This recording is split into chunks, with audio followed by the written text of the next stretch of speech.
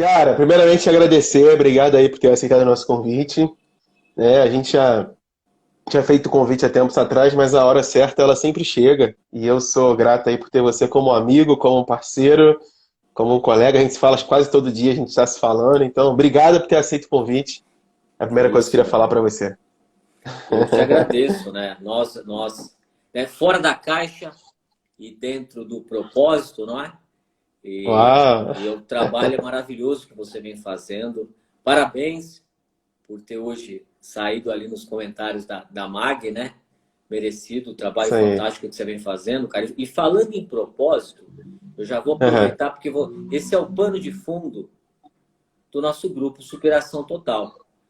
Então, Isso já aí. quero, em nome do nosso presidente Eliseu Amor Dias, cumprimentar a todos os colegas do Grupo Superação, aqueles que estão aí, os que não estão. Cumprimentar meus sócios do Legal. Grupo Segasp Univalores, meus sócios, né, dedicar também meus sócios do Grupo da Fiduc, uma gestora.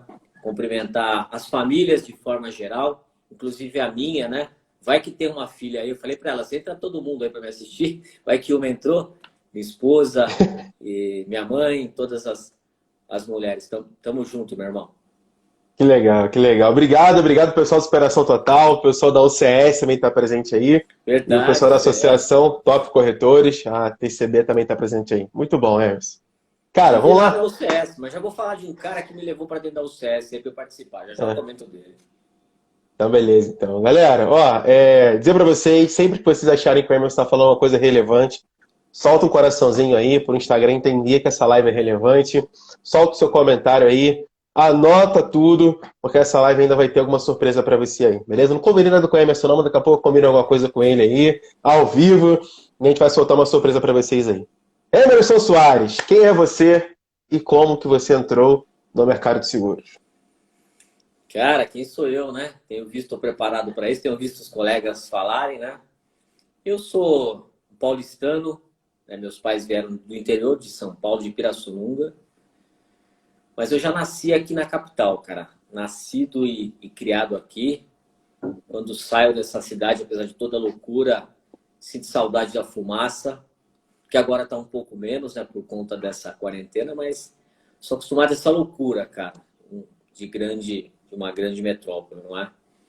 Sou casado com a Sheila, minha esposa, tenho duas filhas, Tainá e Larissa, e mora comigo também minha mamãezinha, a Sueli.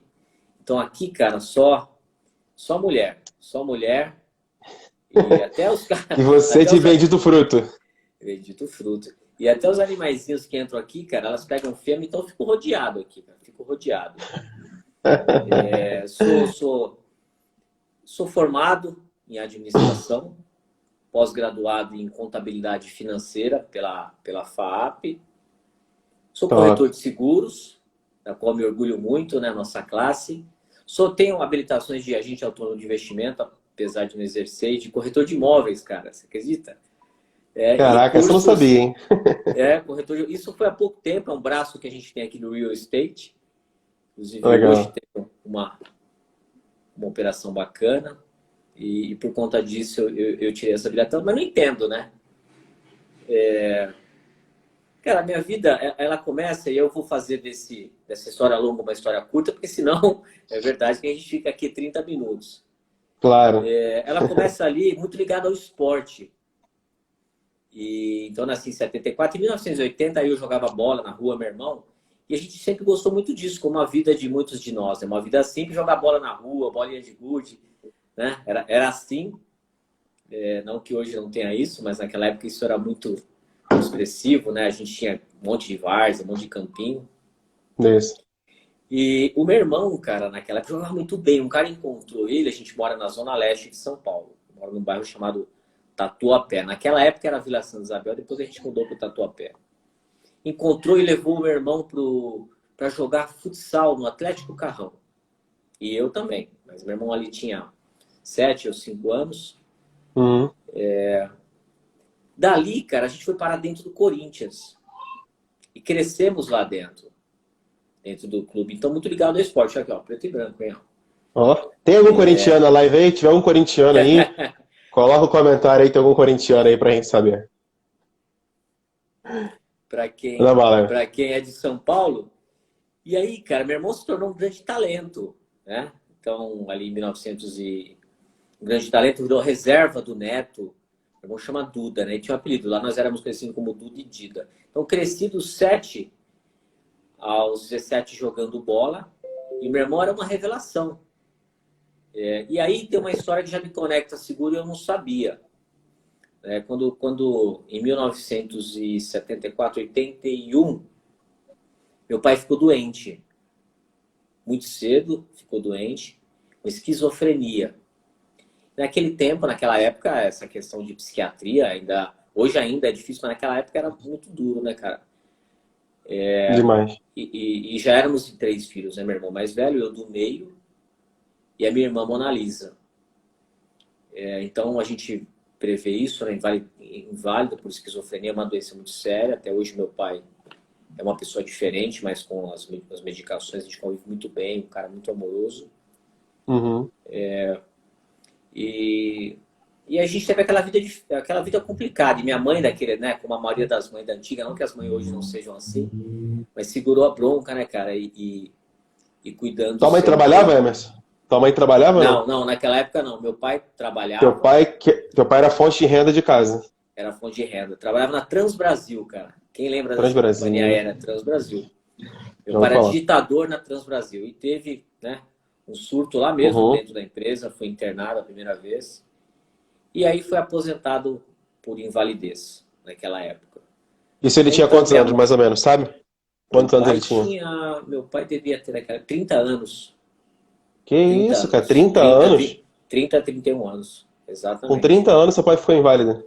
Com 30 anos meu pai ficou inválido. Caraca. E a única fonte de renda de casa. A única fonte de renda. Uau. Então, e aí se conecta a nossa história com o futebol, porque Uhum. aos 12 anos, meu irmão era um talento mesmo, um talento. Você pode comparar ele ao Vinícius do Flamengo, que foi para o Real Madrid, só que naquela época não era igual, não tinha essa exposição. Mas ele era esses meninos muito talentosos. Tanto é que com 16 anos ele chegou a ser reserva do Neto. E eu também era do amador do Corinthians. Então nossa vida foi todo ligada a futebol. Futebol. Então eu me recordo muito de aos 12, 13 anos, né, a família pedir dinheiro emprestado para pagar aluguel, tudo isso. E o meu irmão, com esse talento todo, aos 12 anos, já recebia dinheiro dos diretores do Corinthians para ficar. Existe isso no meio do futebol, né? Já era bancado. E bancou toda a nossa família por um longo tempo na sua doença. Chegou a se profissionalizar, foi jogar no News Old Boys. Então foi uma adolescência que, apesar de todo esse lado duro, difícil, cara, eu lembro com muito carinho, porque eu estava ali, quem sofreu muito foi minha mãe. Né? Porque, graças a Deus, a gente tinha sido inserido num contexto de esporte em que tudo aquilo, acho que as pessoas à volta percebiam, ajudavam de alguma forma. Meu irmão talentoso, era o principal astro do amador do Corinthians. E as coisas aconteciam, entrava o dinheiro e as coisas foram acontecendo, né? Para quebrar esse lado triste, já que a gente está falando de futebol, é papo de boleiro por enquanto, já quero mandar um beijo pro Amândio, esse lindo Amândio que é nosso vizinho tá aqui aí. da Penha, boleiro dos bons, e a gente vai logo logo bater uma bola. Cara, fantástico. Ele falou aqui que Termora é estilo Maradona. Meu irmão foi. Olha isso, tem uma foto. Meu irmão, quando estava no News Old Boys da Argentina, que ele se profissionalizou, era a época do final de carreira do Maradona. E o Maradona foi jogar no News Old Boys. Ele estava dando tiro nos repórteres, lá, não sei o que lá. Nessa época, meu irmão era reserva do Maradona nos News Old Boys da Argentina. Então, uau, caraca. Exato. O negócio foi sério aqui. Legal. E eu vendo tudo isso, cara, né? Toda essa... Vai me cortando, Edgão, que eu falo bastante, hein? Vai me cortando.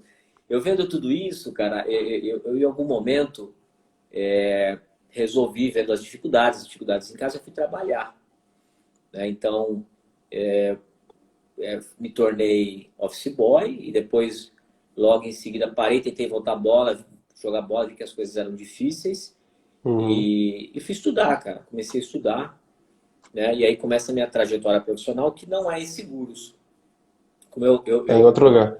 Antes de você falar isso, Emerson, antes de você falar isso, é importante lembrar que você falou uma história comigo, que teu irmão com 12 anos sustentava a casa porque teu pai acabou ficando, né, com a renda bem reduzida e tudo.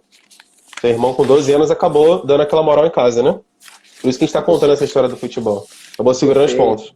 Segurou as Porque não... pontas, cara, porque e Deus escreve certo por linhas tortas, não tinha outra fonte de renda, né? Ali minha mãe já estava saindo para trabalhar, mas uma situação difícil. E é isso, né, cara? Inválido, imagina um chefe de família, inválido aos 30 anos, a gente imagina o que acontece, né? Muito novo, cara. Muito novo, muito novo. E ele não tinha nenhuma Então, proteção, nenhum seguro, não tinha nada. não tinha Não. nada. E de fato Beleza. foi esse grande talento aí do meu irmão que segurou a bronca da família por muito tempo, até nós filhos todos crescermos e conseguimos, né, reestruturar a família. Mas foi isso, não Beleza. tinha, e esse é o primeiro impacto que na época eu não entendia, que hoje eu entendo, né? Acho que daqui a pouco a gente vai falar disso, pode falar disso, mas a importância de uma proteção, não é? Para as famílias, que é algo que a gente leva sempre com muito afinco, paixão, né? Porque a gente viveu na pele e sabe o quanto isso é difícil. E aí vem um lado importante, né? Top. Quando você vai Aí para você uma tava falando guerra, da tua vida... Não, desculpa, pode falar, pode falar. quando você vai para uma guerra, cara, por mais que não te aconteça nada, externamente, as feridas externas, mas você tem sequelas. Você tem sequelas, né? E essas sequelas, para mim, talvez não ficaram tanto. Meu irmão talvez tenha carregado isso por um bom tempo, né? Porque aos 12 anos, você ser arrimo de família, uma responsabilidade muito grande, ele sabia disso. Mas a minha mãe também, né, cara? Então tem consequências gigantescas, da qual, quando eu lembro de um filme, de um vídeo que eu assisti de 2004, que foi de uma palestra do Joe Jordan no MDRT, ele fala muito bem da importância que nós profissionais temos nessa área, né? O quanto a gente pode, através da nossa capacidade de levar informações, fazer coisas diferentes na vida das pessoas, contribuir para que as pessoas tomem decisões assertivas, né? São difíceis, mas importantes de serem faladas.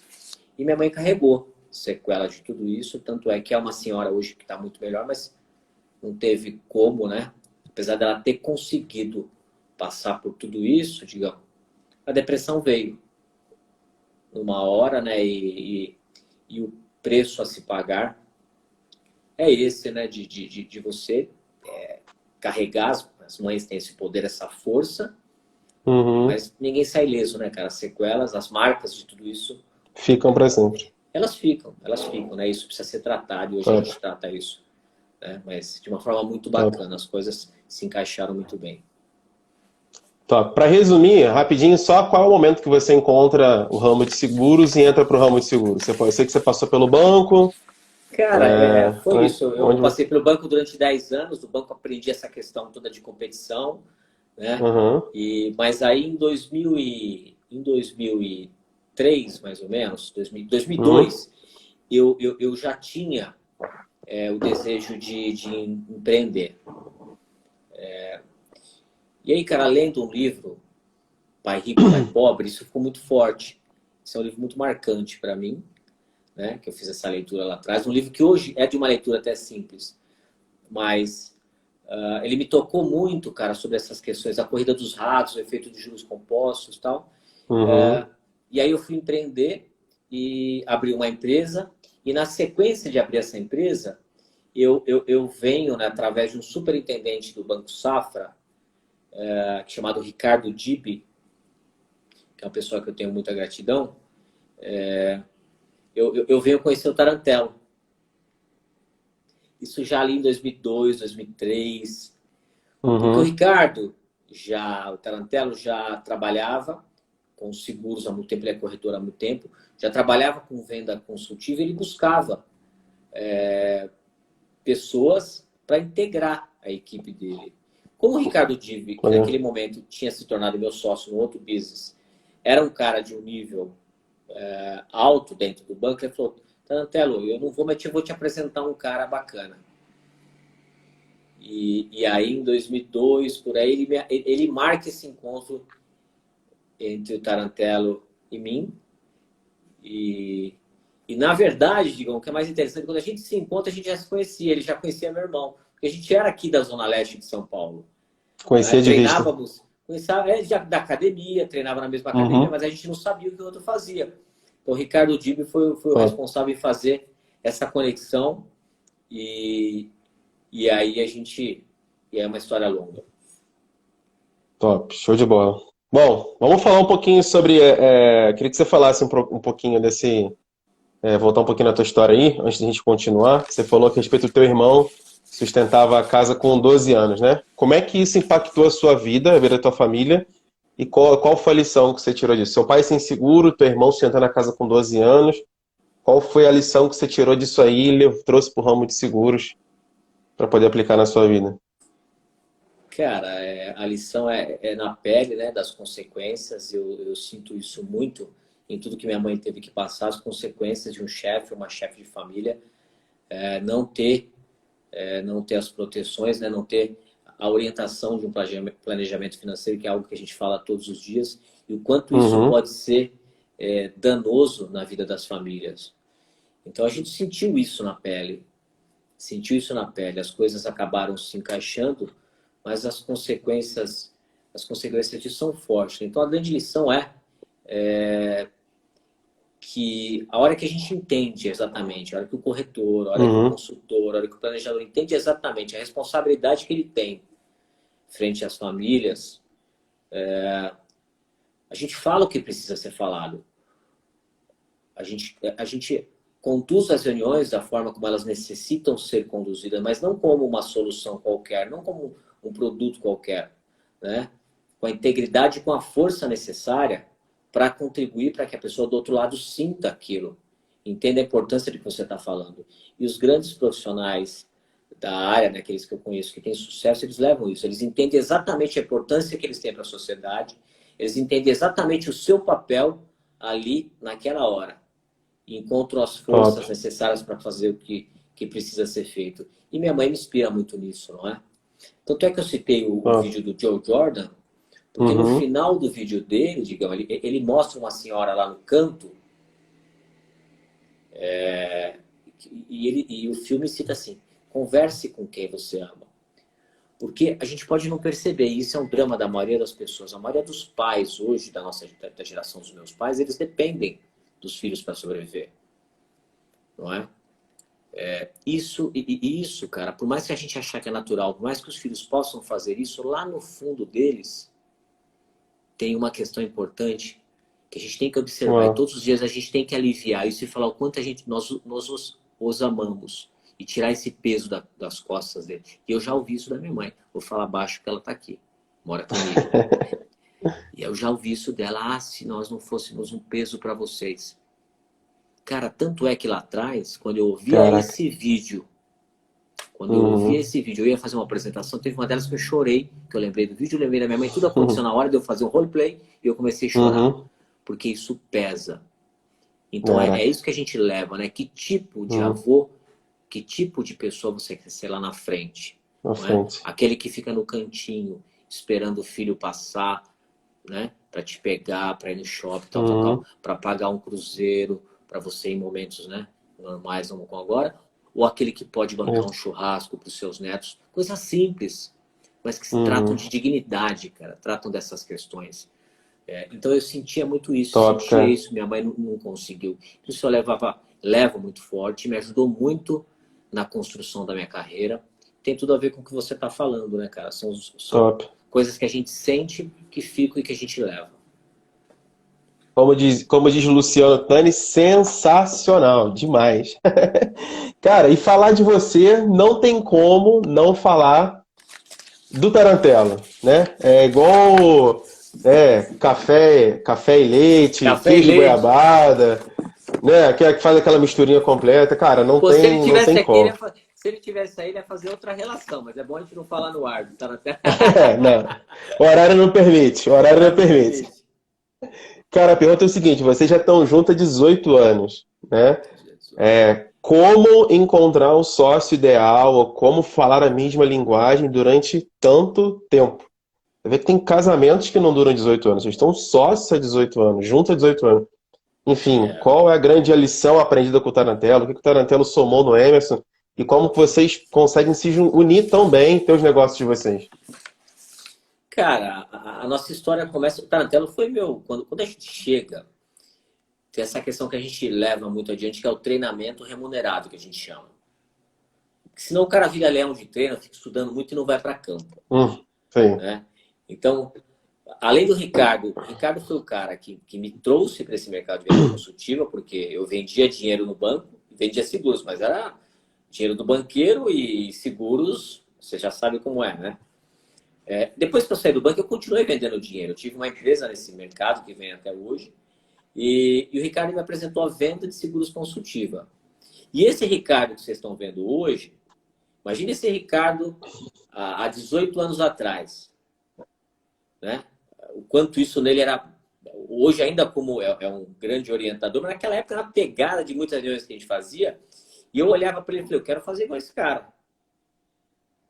Sempre um grande professor, não é? Sempre um cara com uma capacidade de venda gigantesca na frente do cliente. E ele foi o cara que me trouxe para esse mercado de venda consultiva. Como a gente, durante muito tempo, eu fui da equipe dele, né? E nesses planos de carreira, como a gente conhece da Mafra, chega uma hora que você toma voo solo. E eu fiz uma carreira muito rápida, eu já chego na sociedade por que disso, né? Chegou uma hora que eu tinha 600 clientes direto, então uma época muito forte minha, também muita ambição, desejo de construir, e o processo também de liderança, de formação de equipe, que a gente também aprendeu a fazer. Chegou uma hora que eu me tornei um broker igual o Ricardo. E aí a gente veio empreender no mercado nacional, uma série de questões que foram acontecendo. Eu falei, pô, quem é o cara? Então, para entender como isso se forma, né? Quem é o cara que até hoje me tratou com respeito, que todas as situações foi correto, e que se existe algo uma hora a ser feito, eu quero fazer junto. É ele. E aí a gente se uniu, né? Não só como equipe, então há 18 anos juntos, mas como sociedade para tentar construir algo maior, né? Então eu tenho muita gratidão por essa transmissão de conhecimento na venda consultiva, que a gente faz aí, Ricardo, há mais de 20, né? Eu há quase 20 anos. A gente faz onde no mercado nosso nem se falava disso, né? Éramos nós e alguns poucos aí fazendo venda consultiva de seguros com essa escola, trazendo muita informação dessa escola americana de seguros, né? Quanta riqueza tem aí pra gente, que hoje está muito aqui, né, dentro do Brasil, a gente tem tudo aqui, né, hoje informação. Verdade. O Tarantelo disse aqui que a diferença de vocês é que une, né? Falta em um, complementa o outro, e isso é muito, muito bacana. Ó, quero lançar um desafio aqui para você, a gente não tinha combinado isso. Geralmente quando a gente faz live aqui, a gente sorteia um livro. E eu quero te propor o desafio para aquela pessoa que colocar o melhor comentário lá. A gente vai sortear um livro do Pai Rico, Pai Pobre. Topa? Não tínhamos combinado isso. Opa! Então, ó, a partir de agora, o melhor comentário lá no post da live, melhor comentário, vai estar concorrendo a um livro sorteado pelo Emerson. O livro Pai Rico, Pai Pobre. Pai Rico, Pai Pobre. Isso aqui é um dos melhores livros que eu já li. Assim, top 3 aí, pelo menos. Como é engraçado, e depois vem Independência Financeira, tem uma série de livros, mas como esse livro, para mim, foi muito marcante naquela época. E fez toda a diferença, porque ele me fez tomar algumas decisões que me levaram a empreender, inclusive a chegar no Tarantelo, né? Bem. Então é um livro importante, muito importante para mim. Top. Por falar em empreender, Emerson, você que é um grande empresário aí do ramo de seguros brasileiro, qual que é hoje o grande viés, o grande desafio que você vê hoje, cara, de empreender no Brasil? Enfim, a gente fala que a gente tem que, né, fugir dos dardos ali, que são muitos, né, cara, para a gente continuar empreendendo, né? Tem um dado, se eu não me engano, que de cada, acho que 10 empresas, apenas 3, se eu não me engano, conseguem perdurar depois de 3 anos, se eu não me engano. É um número muito baixo, menos que 3, se eu não me engano. Enfim, qual que é hoje o desafio de empreender no Brasil e como se dá bem com isso, cara?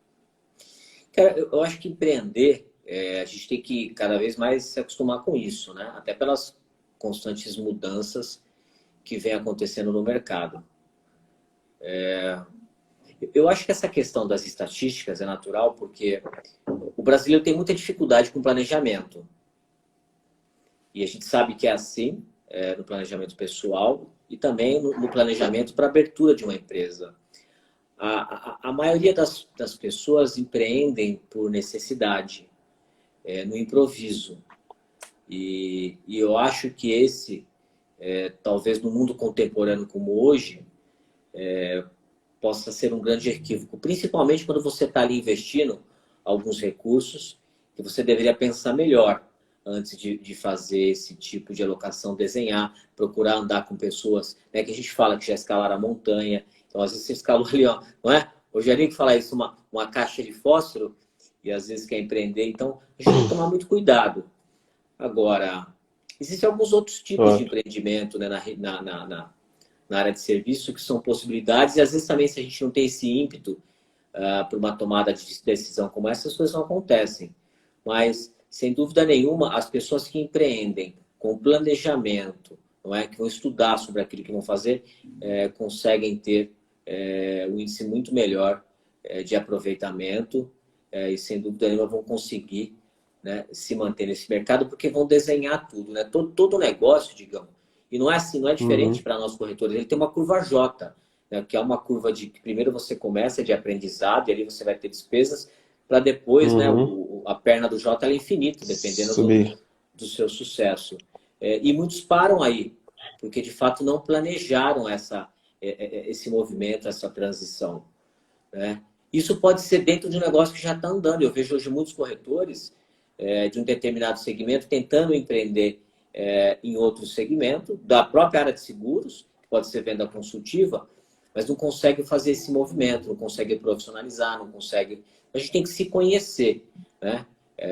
Conhecer a situação como um todo e tomar decisões um pouco mais planejadas. Isso vai ajudar para que essas estatísticas que você citou e são verdadeiras, né, tem um estudo sobre isso, diminuam e as pessoas possam, né, manter seus negócios por uma data muito maior. Top. Ó, já queria aqui agradecer já a Simone Magalhães está aqui com a gente, a Fabiola Fernandes também, a gente bateu o recorde na live aí na terça-feira, né? Chegamos a 133 pessoas ao vivo, fomos capa aí da Notícias do Dia da Mão Geral, então estou muito feliz com isso aí também. Agradecer ao Tarantella, tá presente aí, Eliseu também está presente. Eliseu não podia deixar de vir, com certeza, né? Querido Eliseu. Lucas Satiro. Tá acordado? Taranta tá acordado, pô, com certeza. Ele dorme tarde. Quem dorme cedo sou eu. Ó, o Rogerinho da TGL também tá aí, agradecer também. O Lucas Satiro, o Marcos Paulo também, meu copyright está aí também, então agradecer a todos vocês aí. JP, o Boteca também tá aí, então assim, gente, se eu esqueci de alguém, perdoa, mas tá todo mundo aí, os nossos queridos amigos. Cara, e quem conhece o Emerson sabe que o Emerson tem essa fala mansa, né? Essa voz doce, né? É um gentleman, como todo mundo fala. A pergunta que eu separei para você é o seguinte, né? Se precisa ser um showman para poder ser um grande vendedor, né? Você que tem essa um pouco mais branda, né? Tem o lado mais centrado, mais sereno. Precisa ser showman para poder vender muito?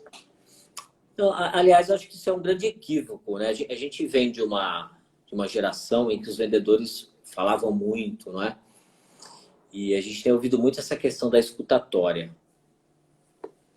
Eu acho que esse tempo passou. Eu acho que hoje o profissional de venda é aquele que escuta mais, aquele que sabe fazer pergunta, né? Agora, se o cara quer dar um show, ele vai fazer stand-up comedy, vai fazer muitas palestras, vai fazer outras coisas. Para ser um grande vendedor, cara, você precisa só olhar nos olhos e falar verdades, falar aquilo que precisa ser dito. E para isso, precisa ter propósito. Isso é pano de fundo para muitas coisas. Então, me diga uma pessoa, né? E aí eu vou para o outro lado, uma pessoa que fala com um profissional de vendas que conversa com 5 pessoas todos os dias, eu te conto um profissional de sucesso. Se você perguntar para o Tarantella, ele vai saber onde está essa frase, em que livro que está. E esses profissionais que fazem isso, cara, com ambição, com desejo, de fato, de transformar, as coisas acontecem porque é estatística, as pessoas precisam do que a gente faz. Então não precisa ser um showman, digão. E as pessoas que ficam treinando muito isso perdem tempo, cara, porque as coisas acontecem naturalmente. As coisas acontecem quando nós estamos à frente do cliente. Então, essa questão, né, da autoconfiança, de buscar ser melhor, isso acontece no dia a dia. Então, a gente sentar na frente das pessoas, entender a responsabilidade que tem, olhar nos olhos, né, independente do monstro que você vê ali, porque naquela hora, cara, as coisas têm que ficar no mesmo nível, independente do quanto aquele empresário ganha, né? Nós somos capazes de resolver um problema gigantesco para ele. Isso tem valor. Quantas pessoas, quando um profissional da nossa área entende a capacidade, o poder que ele tem nas mãos ali, e de fato o quanto ele pode entregar num evento previsto ou imprevisto, nas diversas fases de um planejamento, né, que não é só o seguro, Top. né? Eu acho que isso traz a um profissional um poder gigantesco de negociação, né? Uma consciência, uma autoconsciência exata de quem ele é naquele momento. E a capacidade de falar o que precisa ter falado, que inibe muitas pessoas que não têm esse propósito. E do propósito, como a gente já disse na outra live, vem o caráter, né? O caráter de fazer o que precisa ser feito. Essa é a grande base, cara. Top. Não precisa ser um showman, não precisa showman, precisa sentar na frente de pessoas, muitas E falar a vezes, verdade. e falar a verdade, né? Entender o que está falando e Top. falar com o coração, né? Com o sentimento de que entende exatamente aquilo que está entregando ou pode entregar. E fazer parte dessa construção junto aos clientes. O resto é um monte de coisa que vão inventar que é consumo do vazio. Que é consumo do vazio. O resto a gente estuda, né? E está ali em propriedade das informações, é fazer o que tem que ser feito. As pessoas precisam do que a gente faz. Top, show de bola. Ó, chegamos na metade da live aqui, eu queria fazer um convite para vocês. Vamos clicar aqui no aviãozinho, vamos chamar mais 5 pessoas para estar aqui com a gente. 5 a 10 pessoas aí, clica nesse aviãozinho aí.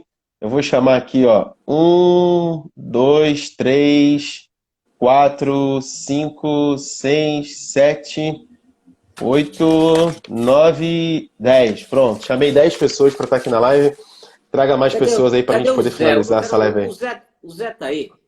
Meu alfaiate do seguro, cadê você, meu alfaiate Cadê do o seguro? Zé? Ele tá por aqui sim. O Zé tem que estar. Eu Ele sinto vai. falta do Zé. O Zé me deve uma pizza de bode. Ele falou que vai comigo e David comer essa pizza de bode. Pizza de bode, essa aí eu quero estar junto também, cara. Olha lá, ele tá falando que tá, agora eu vi. Tá aí sim, ele aí, ó. Alfaiate do seguro. Cara, vamos Bonito. mandar outra aqui. Eu tô deixando mais a tua fala principal pro final. A gente já falou do desafio de expandir a nível Brasil, né? Enfim. Vamos falar um pouquinho sobre essa aqui. Vamos falar sobre desafio? A pergunta é o seguinte: vocês, Segasp, né, tem operações no Brasil inteiro. E acho que esse é o sonho de todo empreendedor, né, Emerson? Começar local, expandir para aquela região ali, até que alcance o país inteiro. E vocês chegaram a essa proporção de ter operações no Brasil inteiro. A pergunta é o seguinte, cara, como expandir o nosso negócio a nível Brasil?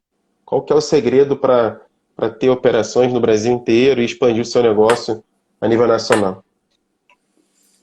Digão, eu acho que tem várias formas de se chegar no mesmo local, né? No mesmo lugar. Eu vou contar a nossa. A nossa Uhum. história é uma história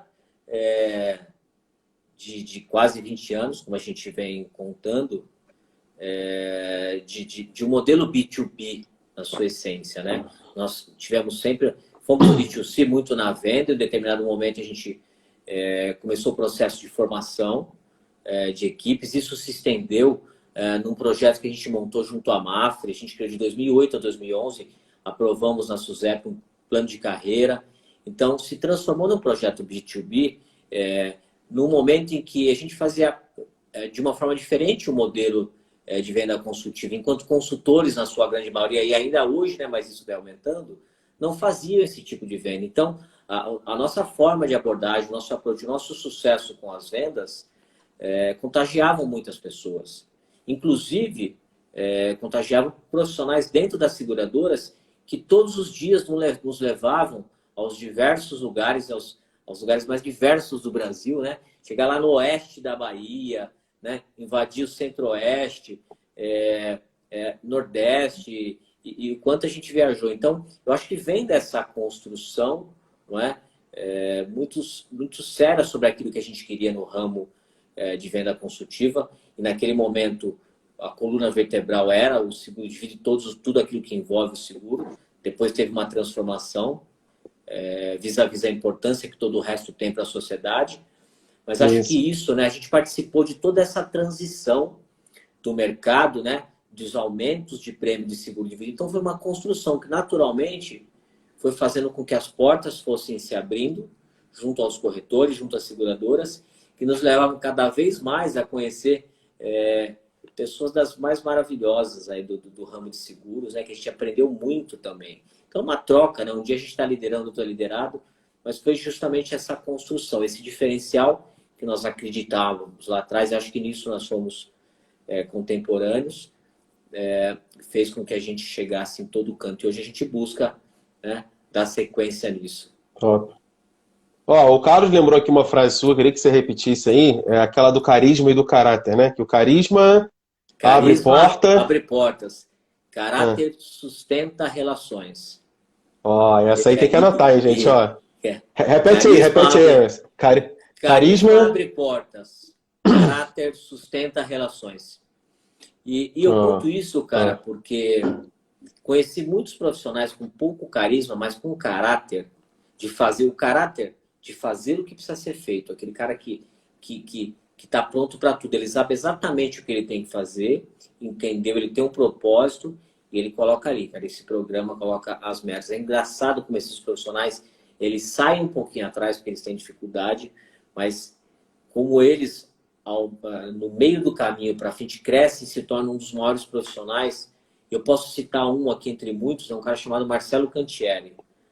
Um cara que tomou 60 nãos, e todos esses 60 nãos antes de fazer o primeiro negócio, forjaram nele algo tão impressionante que esse cara se tornou um dos maiores consultores. Ainda estamos juntos, é um cara fantástico, mas é um dos muitos exemplos, cara, que faz o que precisa ser feito, não é? E os clientes sentem isso, porque um profissional de caráter é aquele cara que, né, que segue uma linha coerente de raciocínio, é um cara que tem compromisso com o cliente, é um cara que não está preocupado só em vender, ele volta lá e dá o serviço. Tem uma série de questões importantes, né? E que fazem com que isso, para mim, tenha muito valor. Bom, a gente está chegando nas partes centrais aqui da nossa live. Duas coisas que eu quero falar com você. Já vamos finalizar com o novo normal, tá, gente? Essa fala dele de novo normal é muito interessante, então não vai embora sem ouvir essa última fala do Emerson, que é super interessante. A pergunta é o seguinte, Emerson. Vamos falar um pouquinho sobre gestão, né? Você falou para mim que a tua missão é empoderar vendedores e fazer com que eles façam uma venda, né, de uma forma mais rápida e mais veloz com o cliente. Por que fazer isso? Por que essa sua missão? E como fazer isso? Como empoderar corretores, empoderar vendedores para que eles sejam mais rápidos e mais velozes na frente do cliente? Digamos, nós profissionais de venda, né, cara, e aí eu vou contar a minha história, tudo que eu precisava enquanto vendedor era ter uma boa solução na mão e boas ferramentas, não é? Se a gente vai sair ali, se a gente vai para a guerra, a gente tem que estar bem armado. Então eu sempre entendi que no papel nosso hoje, como uma empresa B2B, né, nós prestamos serviços, uma empresa que busca facilitar para os corretores, que a nossa função seria cada vez mais propiciar esse ambiente para que o corretor lá na ponta pudesse fazer mais negócios. E esse é um desafio para mim, né? Eu fiz tudo que eu podia fazer como vendedor, tive 600 clientes diretos, tive muito êxito, tive mais êxito ainda liderando e ainda lidero equipes, não é? Construído uma equipe maravilhosa. E um desafio para nós na gestão, porque a gestão é algo muito dinâmico, é você trazer isso para dentro do seu grupo e cada vez mais ser contemporâneo, ser inovador. Então, isso para mim é algo extremamente importante, porque eu sei que os profissionais, e tem muitos bons profissionais que trabalham junto a nós, com boas ferramentas, com boas soluções, né? Com soluções que se conversem e lá na ponta deem agilidade para que ele faça o que precisa ser feito, esse cara se torna muito poderoso. Então, Isso para mim eu tenho muito claro. E no mundo de hoje, né, no mundo contemporâneo, no posicionamento que nós do Grupo Segasco Univalores temos, é uma função nossa facilitar e empoderar, né? Levar essas ferramentas para que o cara lá na ponta execute com destreza isso que a gente está falando, né? O propósito, o caráter, fazer o que precisa ser feito. Então nós temos o nosso papel aí. Top. Show de bola. E agora vamos falar sobre o novo normal. Edson, eu quero falar com você, e acho que a sua fala é uma das mais importantes para mim hoje, quando eu vi você começar a iniciar ela. Enfim, quais suas perspectivas para o novo normal em seguro de vida? E claro, eu quero que você conte a analogia do jiu-jitsu e o MMA, que você vai ficar marcado para sempre. Então, perspectiva do novo normal, quando isso tudo aí, né, a gente sabe o que está passando, algumas corretoras já voltaram e tudo. Enfim, como é que você vê o novo normal aí em corretagem de seguro de vida, Emerson? Cara, eu acho que mais importante, digamos, de que aonde a gente está é para onde o mercado está indo. Nós temos que estar muito atento a isso. Não é? Existem mudanças, elas são tranquilas, são lentas, mas vão acontecendo. A gente tem que prestar muito atenção em tudo isso mesmo. Como eu te falei, nós começamos fazendo exatamente a venda consultiva e tratando todas essas questões de seguro de vida. Ao longo do tempo, né, nós percebemos que o nosso cliente pedia mais, ele precisava de mais. Então, eu era um cara, até pouco tempo, que se eu chegasse na sua frente, você já deve ter ouvido essa frase do Tarantelo numa live, e eu pegasse o Rodrigo Rosa, que ganhasse 20 mil e gastasse 20 mil. No dia seguinte, você era um cara que ganhava 20 e gastava 20.500 ou 21 mil. Eu resolvi um Perfeito. problema, que é um problema sério, um problema importante, que era proteger a tua família. Mas naquela noite eu te deixava com outro problema, que era o seu Conta fluxo para de pagar. caixa, conta para pagar. Que é um problema sério. E talvez, dependendo do volume que isso aconteça, gere um estresse, né? E talvez daqui 1, 2 anos, se esse estresse for grande, você cancele a sua pólice de seguro de vida justamente porque não está conseguindo pagar. Então, isso não tira a responsabilidade nossa de fazer o que precisa ser feito em relação às proteções. Mas a gente começa a perceber uma mudança, a questão do serviço. A questão do serviço. O serviço hoje vem à frente sem perder o viés de venda.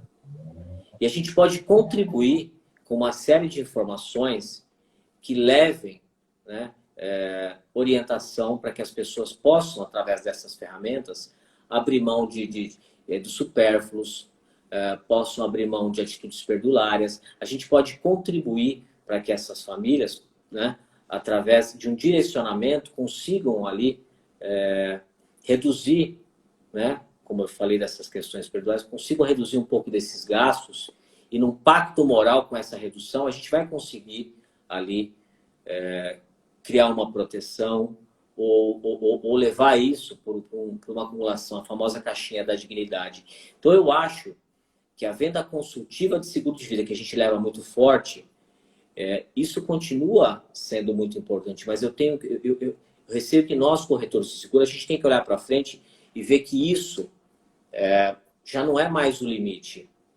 Os corretores que vêm hoje recebem esse tipo de informação nas associações de classe e uma série de áreas que a gente vê. É importante ele entender essa venda consultiva e o seguro de vida, o papel que isso tem. Mas que eles fiquem atentos, né, a uma série de outras informações que chegam que fará a diferença nesse novo normal de ser um corretor. O corretor tem que parar de pensar na carreira dele só como o mundo SUSEP.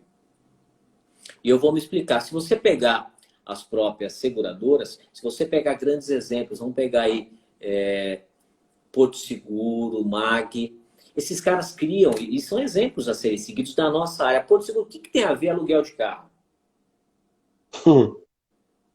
Cartão. Me fala alguns outros. O que tem a ver? A Porto Seguro está com investimento. Aliás, eu conheço a Fernanda, que cuida dessa área de vida e investimento, de várias conversas. A MAG. Por que essas escolas, essas pessoas estão... Por que esses grandes, né?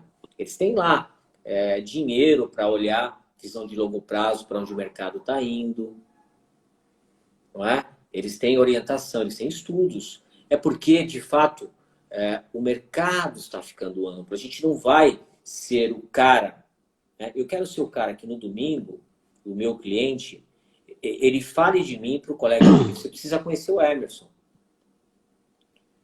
E para isso eu tenho que contribuir de uma forma muito mais contundente, ampla e abrangente na vida dele. Não é só com o seguro de vida. Porque existe, além de tudo isso que a gente falou da seguradora, existem pessoas hoje entrando no ramo de seguros com boa formação que não estão entrando no ramo de seguros como nós entramos ali. Por necessidade lá atrás, por improviso, e descobrimos um mundo maravilhoso. Existem pessoas que estão entrando para empreender no ramo de planejamento que também tem seguros, com boa formação. E aí esse cara entra já sendo no modelo MMA. Que a gente vai fazer a comparação aí, não é? Que você falou. A diferença entre jiu-jitsu e MMA, ou entre boxe e MMA, pode ser isso. Então a gente tem que ficar de olho em tudo isso. Como é que a gente vai criar conexões com os nossos clientes? Como é que nós vamos arrumar formas de entrar, né, e bloquear, e aí entra a questão do cross-selling, para que esse cara pense em nós. Como é que nós vamos levar uma série de informações de educação, que tem a ver com educação financeira, que, aliás, foi aprovado nas escolas estaduais, para que antes da nossa venda chegue o serviço. Então, prestem atenção, venda serviço. Sem perder de vista a venda, porque nós trabalhamos com a locação, é aí que vem as nossas receitas. O serviço está vindo muito forte, a capacidade que você tem, que a sua corretora tem, de contribuir para que as famílias prosperem. E isso tem a ver lidar com essas questões, né, de receitas e despesas, gerar informação. Você vai passar aí pelo mundo de investimentos. No planejamento você pode falar o consórcio. Em algumas opções pode ser, num país onde as taxas de juros são caríssimas, né? Nós estamos falando de uma taxa Selic de 2,25, mas o mais barato que você vai entrar aí no financiamento é a 6,90 hoje, agora depois de alguns comitês que estão baixando. Então, eu acho que a gente tem que entender que não é mais só sobre seguro de vida, é sobre o cliente. As seguradoras estão mostrando isso, até para a gente se proteger do futuro, né? E quando a gente faz essa correlação do esporte, que eu gosto muito, eu diria que o seguro de vida é o jiu-jitsu, é o nosso jiu-jitsu. Você não consegue hoje entrar no octógono, se a gente está fazendo uma correlação com o MMA, sem o jiu-jitsu. Então você hoje, né, não consegue a base.